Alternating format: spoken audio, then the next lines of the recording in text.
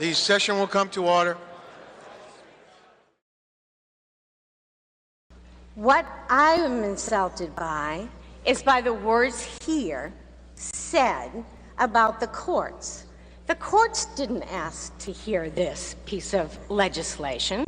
The courts did not reach out to the public and say, I want to decide on this case. It went there because of inaction of the House. But some of us, I won't say all of us, have sat here year after year wanting to debate this issue. We have written letters, we have written petitions, and we have tried to bring it before this chamber many, many times. It's a decision whether we as a majority of both chambers believe that it's expedient to change the Constitution of Massachusetts. And to change the Constitution of Massachusetts to limit rights to people when we have not walked in the moccasins of those people. It does not, to me, seem reasonable to use our Constitution as a vehicle to interfere with the rights of others. We're all struggling with this issue. I listened to the governor's remarks last evening and read them in the paper, and I think he's a nice guy. I just think he's dead wrong. This is like a family. When you raise a family, you treat every one of your kids the same. The only time you take privileges or rights away from them is when they do something wrong. And I'll be darned if I can figure out what it is that these people did wrong. What is it they did that makes us take something away from them? What is it? We need to treat everybody the same. We don't have to agree with them. We don't have to like them. We don't have to wonder what they're doing or what they're not doing. We have to treat them the same. That's why we're having so much trouble with a compromise. How do you compromise somebody's rights? How do you say you're almost equal? You're pretty equal. How do you say that? And I get up today and I read, Mr. Speaker and Mr. Senate President, that we're going to sort of compromise this out. We're going to sort of find a compromise as to how integrated into our society we're going to make Liz. There's no such thing as a compromise about how integrated we're going to make other human beings. It doesn't make any sense to me. I'm not getting this notion of staying here until we actually get a compromise. Is she 8/10 of a citizen, 9/10, 99.9, 100ths? Anything less demeans the spirit of Massachusetts, it seems to me. We adopted, they're 7 and 12, and the younger one became sick, and his fever kept getting higher and higher. It was 104.5 when I called the hospital. I was very, very upset, as you can imagine. And in addition to my being upset, my little 7-year-old was screaming. He was in great pain. I reached a nurse at the hospital, and I started going into his symptoms. I told him the name, and she said to me, "Are you the parent?" And I said, "My name is Jared, I'm the parent." "The parent we have listed is Doug Hadaway." I said, "Well, that's my partner. But we don't have you listed. Are you married?" "You aren't." What ensued seemed like an eternity. When my child had 104.5 fever, and I admit I was a new parent, I thought, as many new parents thought, he could die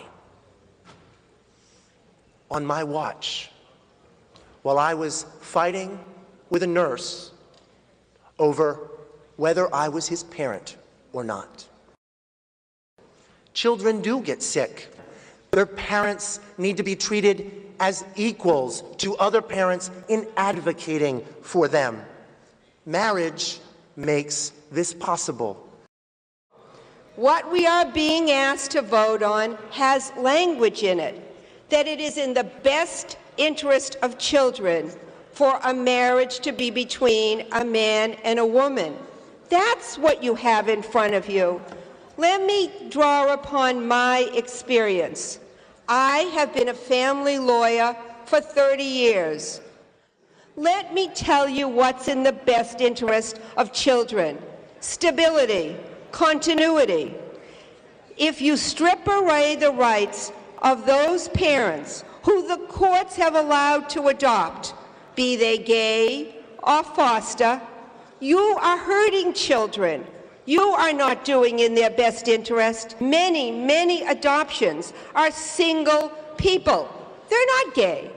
They're not foster parents. They're single men and women who, for one reason or another, will never have children being married. And thank God, many children who are yesterday's children, who nobody wants, are being adopted. We should be grateful that there are people adopting these children, but we're going to hurt them because we're not really interested in the best interest of children. We're interested in stripping away rights. Where do we go from here? Whose rights are we going to be hurting? Who will be next? This amendment would deny thousands of children and families their basic rights. It would prohibit work leave to care for a sick child or family member. This amendment would deny health insurance, hospital visitation rights, medical or bereavement leave, survivor benefits, and prevent numerous legal protections when a person dies or becomes incapacitated. It would also deny benefits to families of police officers and firefighters killed in the line of duty. This amendment would make it illegal to extend benefits to the families of some of the victims of September 11th, regardless of our desire to help them. I think reasonable people can differ on the issue of gay marriage, and there are good people on both sides of this issue. The issue before us, however, is whether we should adopt a constitutional amendment that bars a segment of society from enjoying the rights and privileges afforded to others and eliminates numerous rights and privileges and benefits that they already possess. I have always supported equal rights for all our citizens, and I am against discrimination. This amendment discriminates against some of our citizens. It is wrong, and it has no place in our state's highest law. We have been far from perfect here in the Commonwealth of Massachusetts. In the 17th century, we executed Quakers because they were different and banished dissenters because they spoke out against conventional wisdom. Today, in front of this very building that we are debating in, two women, Ann Hutchison and Mary Dyer, stand in mute testimony to our collective intolerance. But Massachusetts and Boston, I would argue, has another tradition, one we all justifiably take great pride in, a tradition that embraces change, a tradition that embraces tolerance and optimism. In the 19th century, we gave birth to the abolitionist movement, and in the 20th century, we led the country on social and labor reform, and we nurtured the likes of John F. Kennedy and Tip O'Neill. Today, I would argue we have a choice about which side of history do we choose to be on. Do we embrace the future, or do we rail against it? Do we stand up for people's rights, or do we write inequality into our state constitution? So when the United States Congress passed a law saying that runaway slaves could be tracked down by United States Marshals in this country, this state of Massachusetts could have its abolitionists go out and try to free those slaves if they got locked up in jail, but we could not pass a law to say those slaves were free in Massachusetts, because the United States Constitution had already deprived those Africans, those Black Americans, of their freedom. And there was nothing that we could do about it. There are a number of ministers in African American churches in this state that also have forgotten their relationship to the political secular society. They have forgotten their relationship to the development of the civil rights struggle in this nation. They have forgotten their relationship to the struggle for the rights of African Americans. They have forgotten the people who died in those struggles so that black people all over this country would have the right to vote, the right to enter all public accommodations. They have forgotten that. And they have forgotten it in an incredible way, because they are telling us that black people, once they have gotten those civil rights, don't have to share. They don't have to share what they learned. They don't have to share what they acquired in those civil rights. They don't have to say to other people, yes, yes, we understand that you have rights that we should also be recognizing.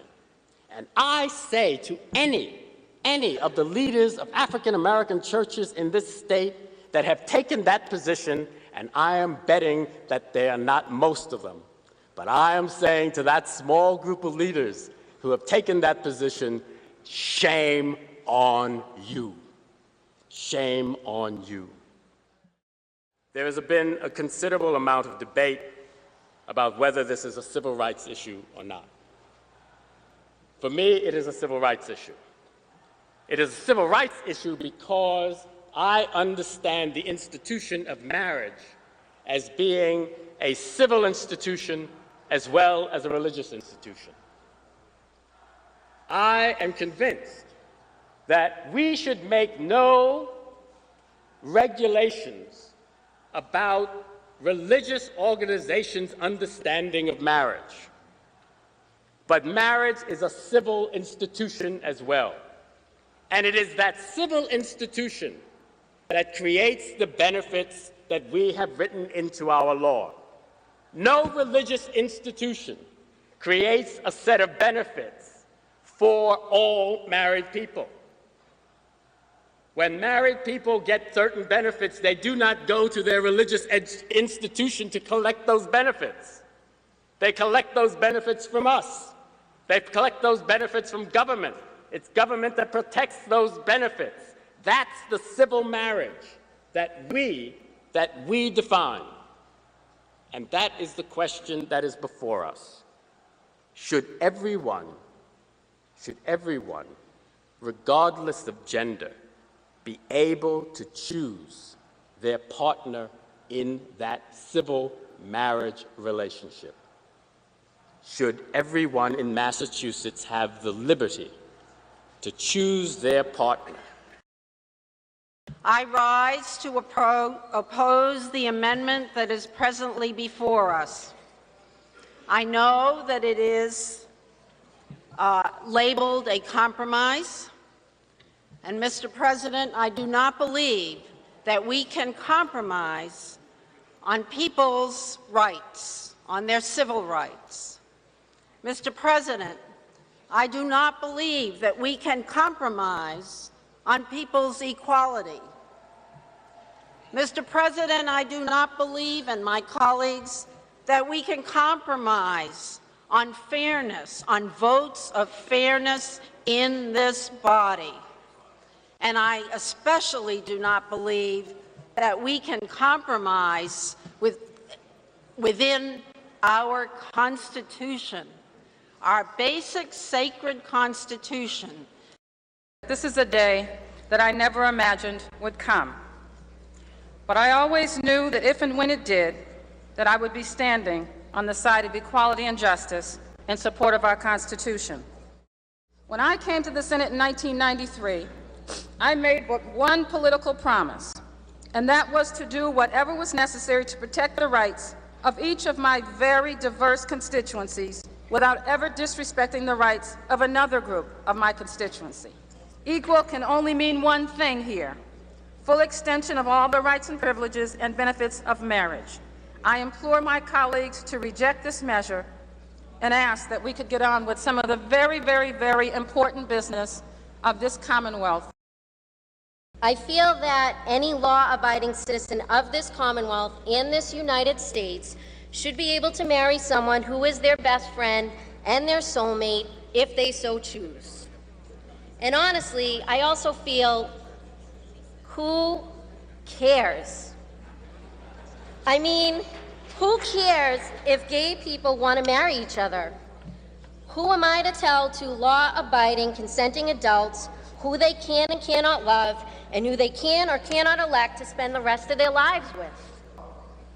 Future generations are going to look back on the actions that we take today and judge us as either a legislature that took a courageous vote to protect the rights of all of its citizens, or one that allowed discrimination to be written into our Constitution.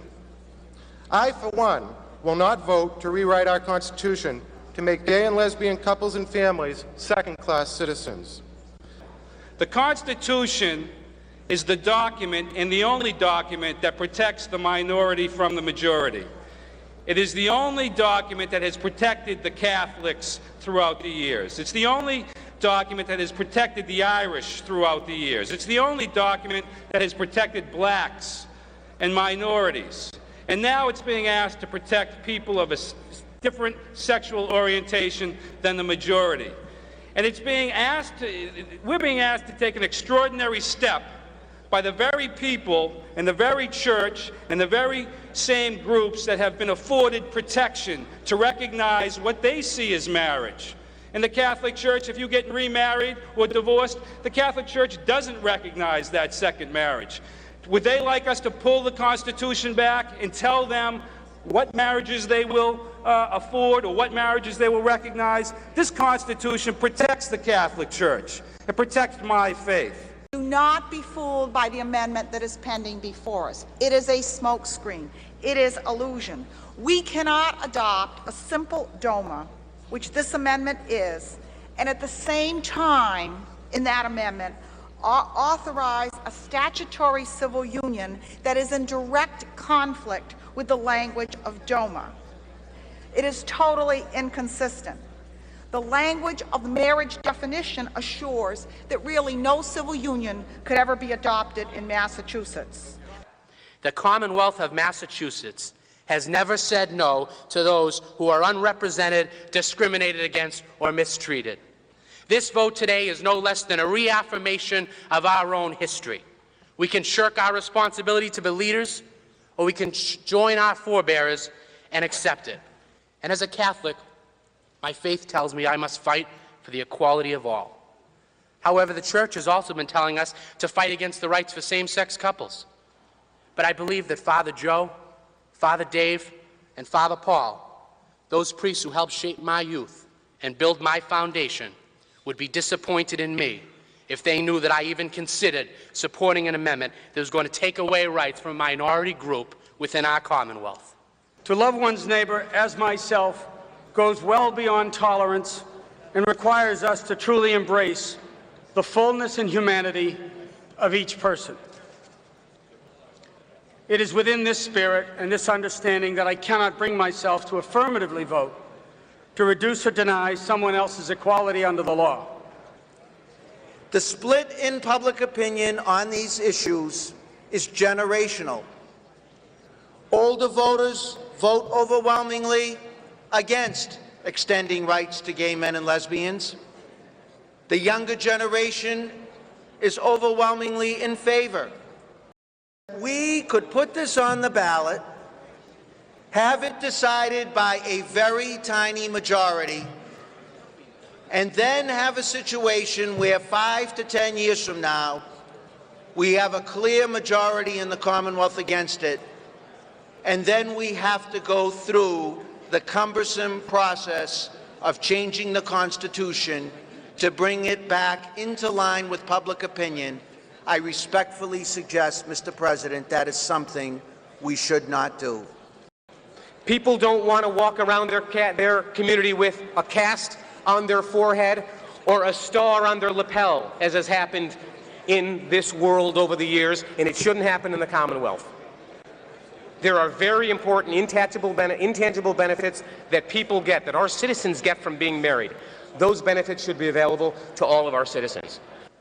I rise respectfully to urge all of you to vote against not only that amendment, but any violation of this great state's Constitution today in any form or with any amendment. Vote no to amending our Massachusetts Constitution. Vote no on the amendment offered by the gentleman from Mattapan. Vote no to amending our Massachusetts Constitution with language that does not respect the intent of our original founders. I hope we reject this further amendment and any other further amendment that is proposed. Thank you. I have worked to register black voters in the 60s. I have marched with Martin Luther King Jr. to this common in Boston, Massachusetts, in support of civil rights. I have worked over the years to give access in our public schools to youngsters with special needs. Today, I will cast another civil rights vote. I will cast my vote in defense of our Constitution as written, and I hope that you will do the same. I value the institution of marriage very highly. As somebody who has been married for over 40 years and has lived a wonderful life, I cannot deny that privilege and that right to any person in this Commonwealth who wishes to enjoy it. Certainly not to the people in this chamber, not to the neighbors on my street, not to all of the people that have written to me and talked to me about their personal and private lives. Why is it that people have to reveal themselves and betray their own privacy in order to make us understand what it is for them to be free, what the meaning of their liberty is, and their free choice to marry? And I'm going to guarantee you 25 years from now, my grandkids are going to say, they stayed in the chamber for 2 days fighting about what? Fighting about what? Whether somebody should have the same rights as somebody else? Didn't they read the Constitution? Kill this amendment. Allow people to get married who love each other. See how it works out. And my guess, it'll be the biggest non-event in the history of Massachusetts. Thank you, Mr. President. As Martin Luther King said, and I am so convinced of this, that in any quest for justice, justice will prevail. There is, as he said in his paraphrase of Theodore Parker, in the universe, an arc in the universe that heads toward justice. And he is convinced, he would say, that the arc of the universe, no matter what, is bending toward justice. And I am convinced that we, together in this constitutional convention, are bending toward justice. Orderly, enthusiastic, passionate people have been here today because this is a matter that profoundly affects their life. They are looking to each of us to redress those grievances they have and begin to make the changes and grow and to fulfill the history that has been so beautifully developed in the state of Massachusetts. To be the first to do the right thing, to look at our institutions and make those changes we need to make life equal and sometimes just a little bit less painful or a little bit less lonely. I ask you please to look into your hearts. I understand this is not a possibility for everyone, but please, my request, do not codify. Do not carve in stone a status that is less than equal.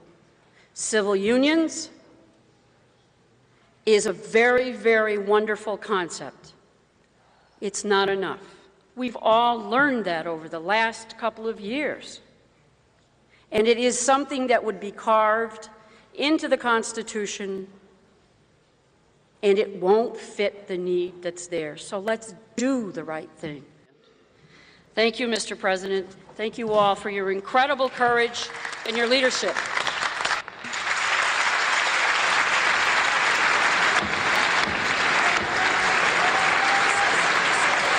The chair will be in a brief recess.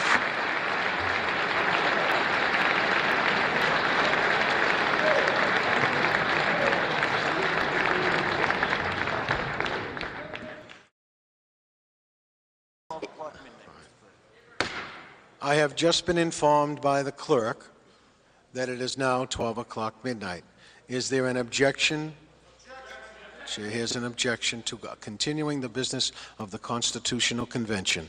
Therefore, the chair will recess the convention until Thursday, March 11th at 2 p.m.